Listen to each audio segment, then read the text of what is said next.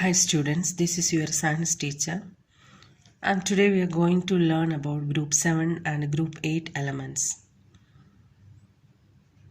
We have seen previous classes what is meant by group, what are the common trends in group 1 alkali metal elements.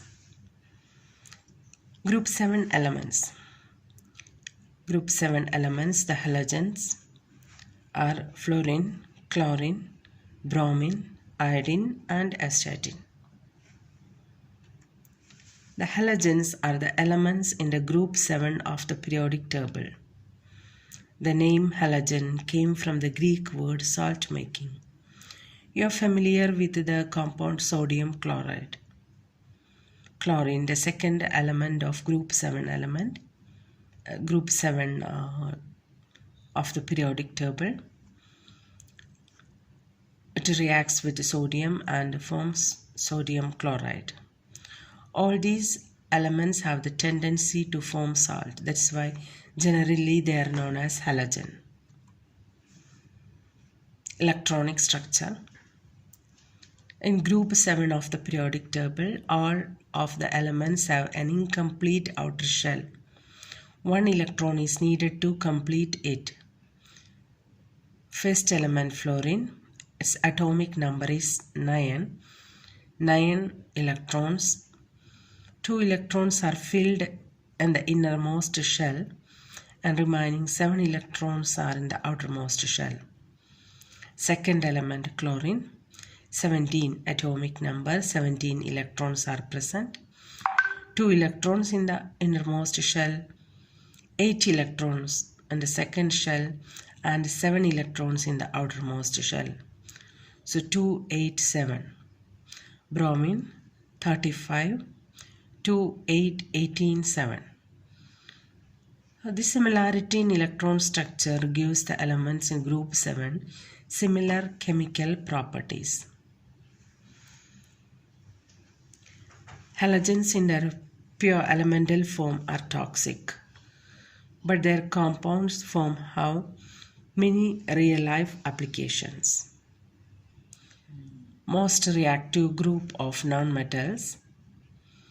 Fluorine, chlorine are gases at room temperature. Bromine is a liquid. Iodine and astatine are solids at room temperature. Appearance of halogens at room temperature and pressure.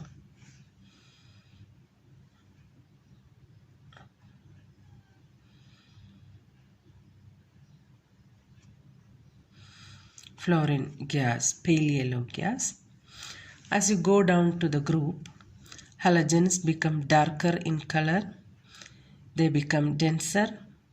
Melting and boiling point increases. Radius of the atom increases because there are more electron shells. As we know, atomic number increases. Radius and atomic size also increases by 1 electron shell. Elements become less reactive. Structure of fluorine in detail. 9 protons, 9 electrons. As 19 is the mass number, 10 neutrons are present. Structure of chlorine, 17 electrons and protons, 18 neutrons. Structure of bromine, 35 electrons, 35 protons and 45 neutrons. Group 0 elements, the noble gases. Noble gases are in the group 0 of the periodic table on the right.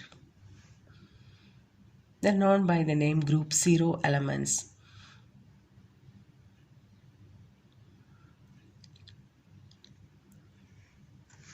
Also known as noble gases. General properties of noble gases. All noble gases are colorless, odorless and unreactive. This makes them difficult to isolate and identify. By the name helium, neon, argon, xenon, krypton and radon. Because noble gases are so unreactive, there are few patterns or trends among the group. We'll just check the electronic configuration of noble gases. Helium, neon and argon are atoms which do not react with other elements. We call them as inert gases. Each of these gases have a full outer electronic shell configuration. Start with the helium. Helium atomic number is 2. 2 electrons are present and these 2 electrons are filled by the innermost, means only 1 electron shell is present. Neon atomic number is 10. 2 electrons are filled in the innermost shell and 8 electrons are the outer shell. Argon 288. 18 electrons are present and the outermost shell is completed. 8 electrons are present.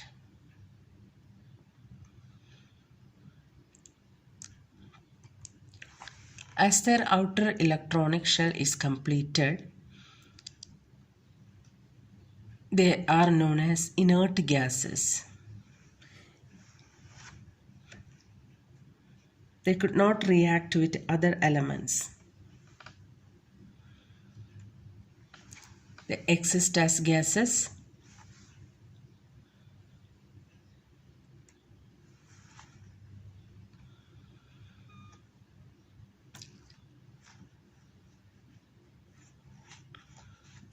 All the elements have full outer shell of electron. The similarity gives them similar chemical properties. Elements are unreactive and monoatomic. They exist as single atom.